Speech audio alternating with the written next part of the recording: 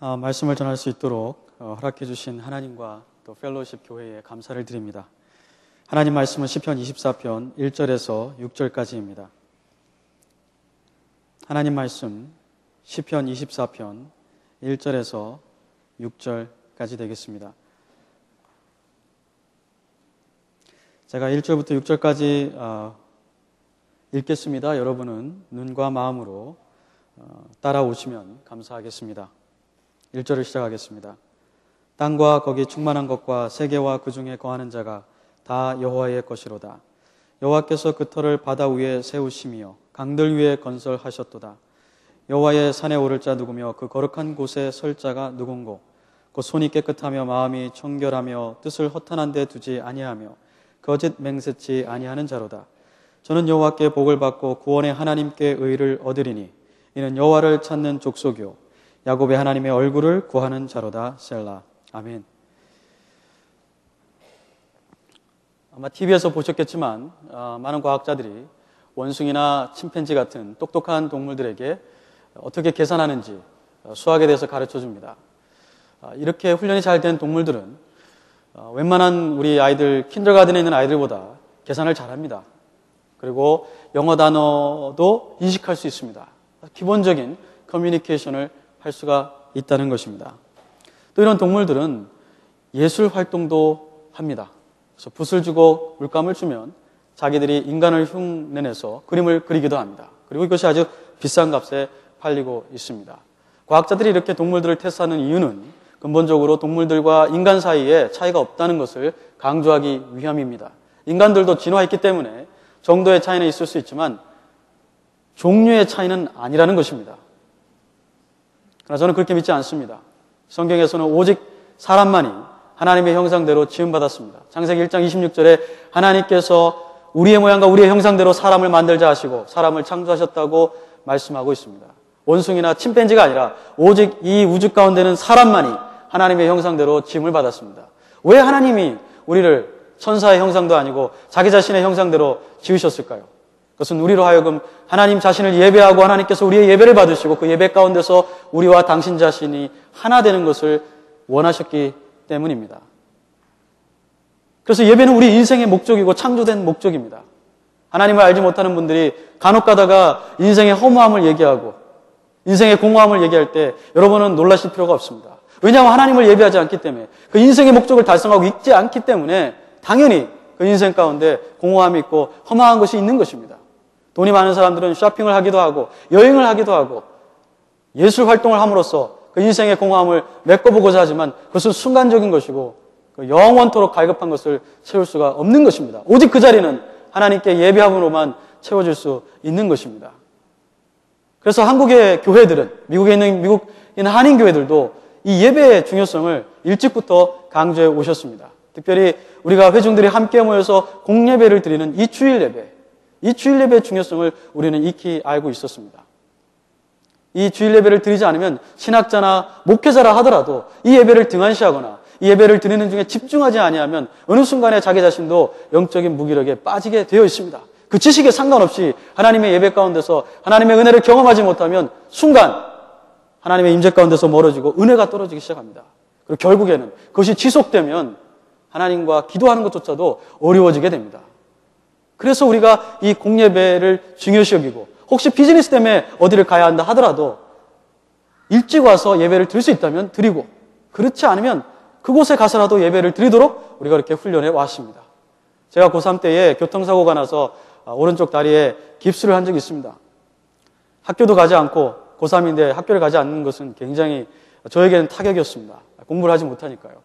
근데 주일날 저희 아버지께서 택시를 불러가지고 교회를 가야 된다고 저보고 택시를 타라는 것입니다. 이렇게까지 해서 가야 됩니까, 아버지? 예. 학교도 안 가고 지금 제가 이렇게 꼼짝을 못하는데 이렇게까지 해서 가야 됩니까? 저희 아버지 하시는 말씀, 네가 죽기 전까지는 예배를 드려야 된다. 예. 죽지 않았으니까 내가 너를 업어서라도 택시에 태울 수 있으니까 타야 된다. 가야 된다는 겁니다. 이렇게 완고하신 아버지, 신앙생활을 왜 그렇게 좀 여유가 없이 하실까?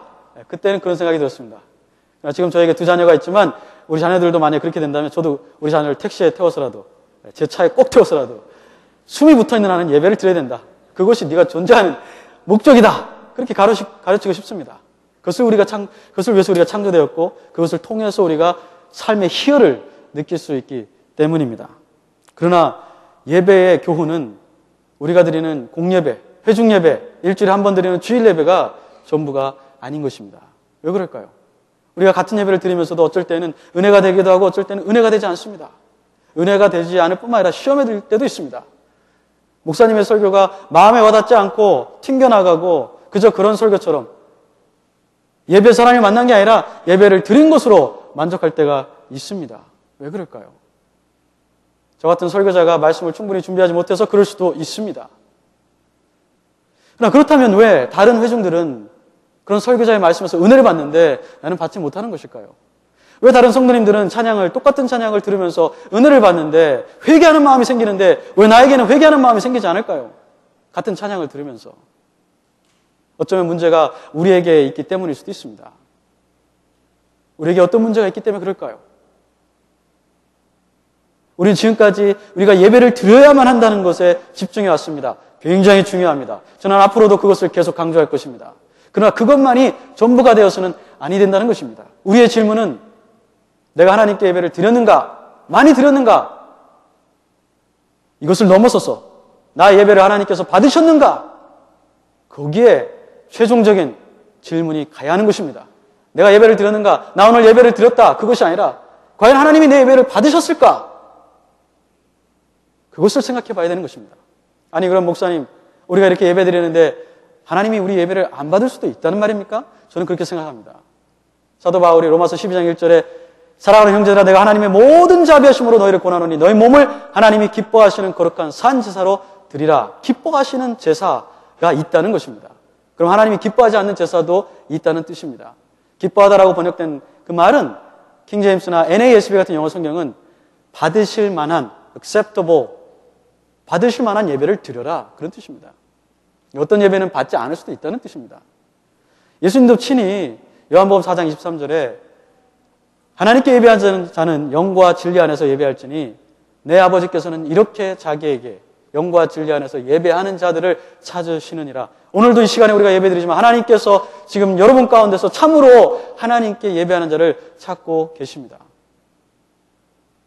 부부가 같이 예배드린다고 하나님께서 부부의 예배를 패키지로 받으시는 것이 아닙니다. 우리 김원기 목사님이 성령이 충만하고 거룩하시지만 김 목사님과 함께 예배드린다고 여러분의 예배까지 덤으로 이렇게 하나님께서 연락하신다는 게 아닙니다. 창세기 4장 4절 5절에 보면 하나님께서 아벨과 아벨의 제사는 연락하셨으나 5절 가인과 그의 제물은 연락하지 아니하신지라. 똑같이 예배드렸습니다. 그리고 하나님께서 한 사람의 예배는 받으셨지만 한 사람의 예배는 거절하셨습니다. 받지 않으셨습니다. 그러니까 오늘 내가 예배드렸으니까 펠로우십 교회에서 예배를 드렸으니까 하나님께서 내 예배를 받으셨다. 정말 그렇습니까? 질문해 봐야 됩니다. 그럴 수도 있고 그렇지 않을 수도 있습니다. 저는 오늘 여러분이 모두 다 여러분의 예배가 하나님께 연락되기를 소원하는 마음으로 이곳에 온 줄 믿습니다. 오늘 다윗이 쓴 시편 24편이 그럼 어떻게 해야 우리가 주일날 드리는 이 예배가 하나님께 연락될 수 있는가 그 원인을 그 해결 방법을 우리에게 제공해주고 있다고 생각합니다. 3절에 보면 여호와의 산에 오를 자 누구며 그 거룩한 곳에 설 자가 누군고.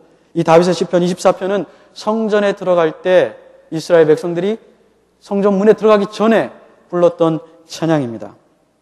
여호와의 산, 성전을 말합니다. 누가 성전에 들어갈 수 있는가? 누가 하나님의 임재 가운데 들어갈 수 있는가? 그 거룩한 곳에 설 자가 누군고. 들어갈 뿐만 아니라 누가 하나님의 임재 가운데 계속적으로 남을 수 있겠는가? 질문을 하고 있습니다. 들어가는 게 중요한 게 아니고 들어가서 계속적으로 하나님의 임재 가운데 남아 있어야 합니다. 누가 그럴까요? 손이 깨끗하며 마음이 청결하며 뜻을 허탄한 데 두지 아니하며 거짓 맹세하지 아니하는 자로다.